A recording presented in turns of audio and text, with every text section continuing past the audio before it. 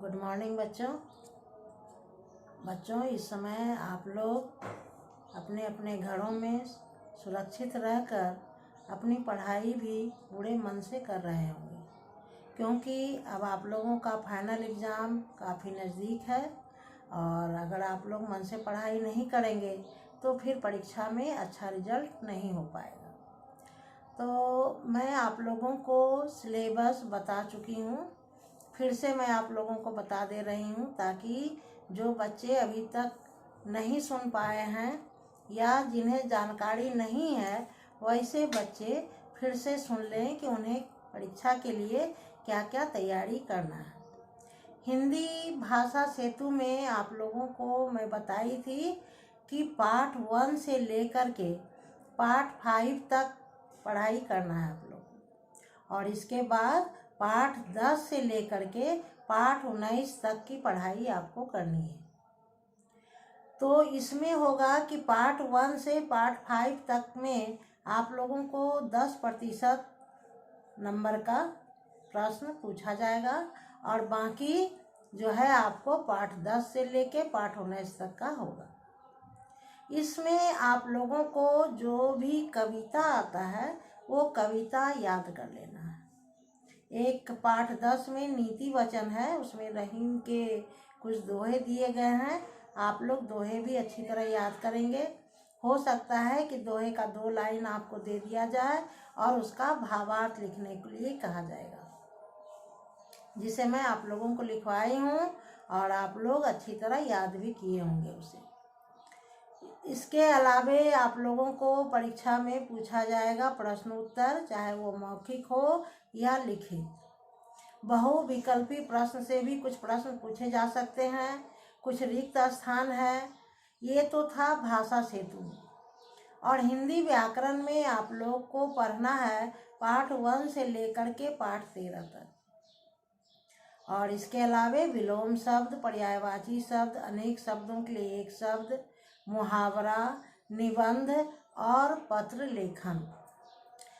ऐसा प्रश्न पूछा जा सकता है पत्र लेखन में कि आप अपने पिताजी को एक पत्र लिखकर अपनी परीक्षा की तैयारी के बारे में उन्हें बताएं, अथवा अपने प्रधानाध्यापक के पास एक आवेदन पत्र लिखकर 4 दिनों की छुट्टी की मांग करें, या फिर 4 दिनों की या 5 दिन, कोई भी दिन हो सकता है, कितना भी, छुट्टी के लिए अपने प्रधानाध्यापक के पास एक आवेदन पत्र लिखें।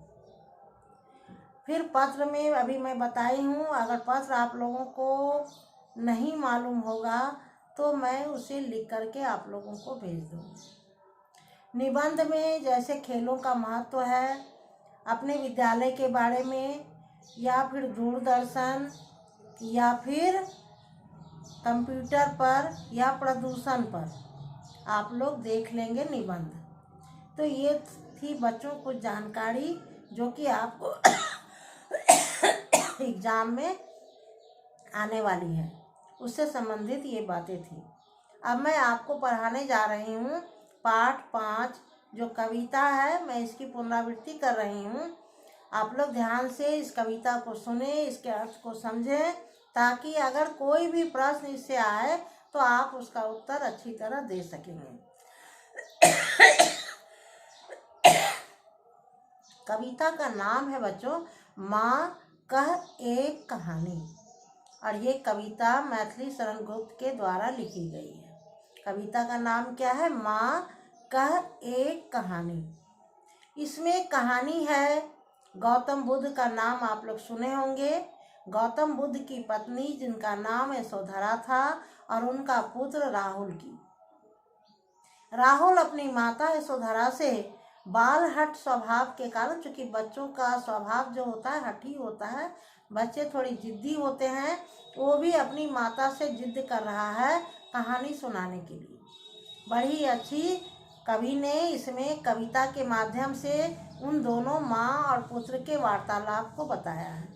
आप लोग ध्यान से सुने, आप लोगों को भी काफ़ी अच्छा लगेगा ये।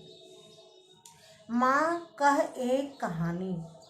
बेटा समझ लिया क्या तूने मुझको अपनी नानी? कहती है मुझसे यह चेटी तू मेरी नानी की बेटी, कह माँ लेटी ही लेटी, राजा था या रानी, माँ का एक कहानी।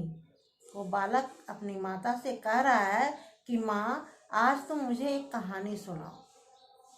तो उसकी माता यशोधरा कहती है कि बेटा क्या तुम मुझे अपनी नानी समझ लिया है, क्योंकि बच्चों कहानी अक्सर नानी या दादी ही कहा करती हैं।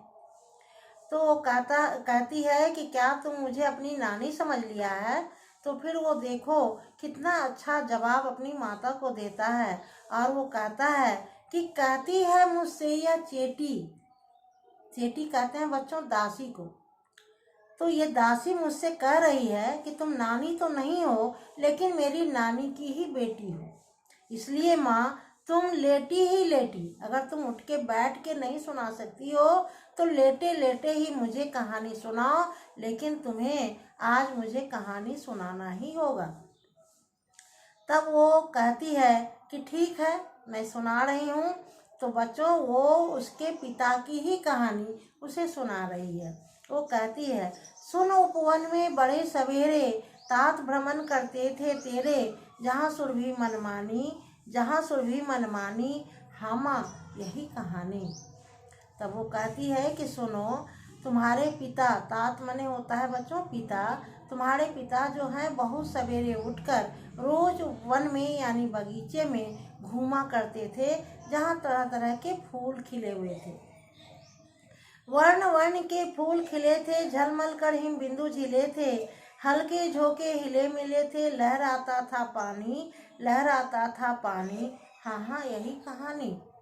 और उस उपवन में बहुत सुंदर सुंदर फूल खिले हुए थे तरह तरह के, और एक तालाब था जिसमें जब हल्की हवा की झोंके चलती थी तो उसका पानी ऐसे लहराता था जो देखने में काफ़ी ही सुंदर दिखाई पड़ता था। तब वो कहता है कि हाँ माँ मुझे यही कहानी सुनना था। गाते थे खक कल कल स्वर से, सहसा एक हंस ऊपर से, गिरा विद्ध होकर खक्सर से, हुई पक्ष की हानि, हुई पक्ष की हानि, करुणा भरी कहानी। एक दिन जब वो सवेरे उपवन में टहल रहे थे, उसी समय एक हंस जो है शिकारी के बाण से घायल होकर के गिर जाता है, और उसे तुम्हारे पिता देखते हैं तो यहाँ पर उस पक्षी की जो है वो हानि होती है, वो पक्षी घायल हो जाता है। तो वो कहती है, चौंक उन्होंने उसे उठाया, नया जन्म सा उसने पाया, इतने में आखेटक आया, लक्ष्य सिद्धि का मानी, लक्ष्य सिद्धि का मानी, कोमल कठिन कहानी। और उसी समय जब वो पक्षी गिरता है तो तुम्हारे पिता उस पक्षी को अपनी गोद में उठा लेते हैं।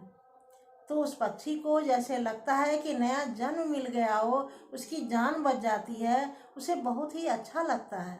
लेकिन इतने में वो शिकारी वहाँ पर आ जाता है और वो अपने हक का दावा करने लगता है। वो कहता है कि मांगा उसने आहत पक्षी, तेरे तात किंतु थे रक्षी, तब उसने जो था खग भक्षी, हट करने की ठानी, हट करने की ठानी, अब बढ़ चली कहानी। इतने में वो शिकारी आ जाता है और वो तुम्हारे पिता से उस हंस को मांगने लगता है। वो कहता है कि मैंने इस हंस का शिकार किया है, इसलिए ये हंस मेरा है, ये आपका नहीं हो सकता है।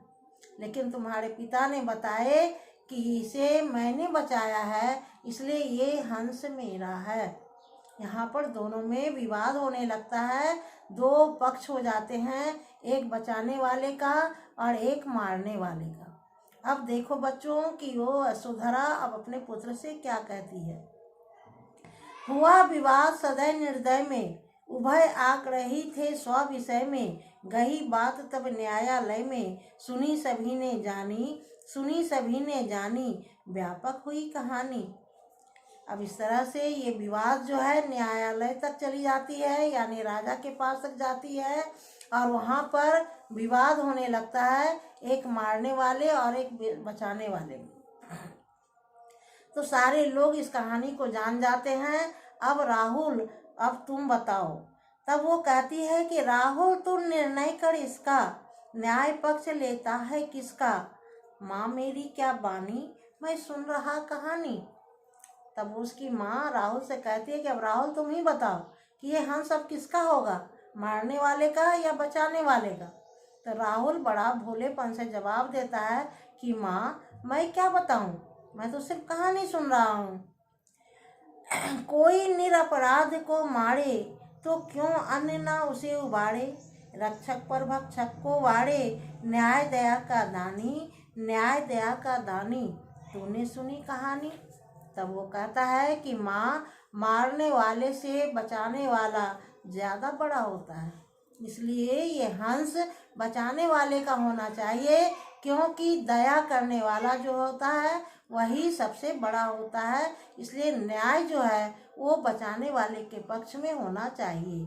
तो बच्चों, ये कहानी के माध्यम माने कविता के माध्यम से ये माता और पुत्र के एक वार्तालाप थी जो बड़ा ही रोचक था, और ये आप लोग ध्यान से सुने होंगे और समझ भी गए होंगे। तो आप लोग इस कविता को अच्छी तरह याद करेंगे ताकि एग्जाम में जब आए तो आप इसके प्रश्नों का उत्तर भी लिख सकें और कविता भी लिख सकें।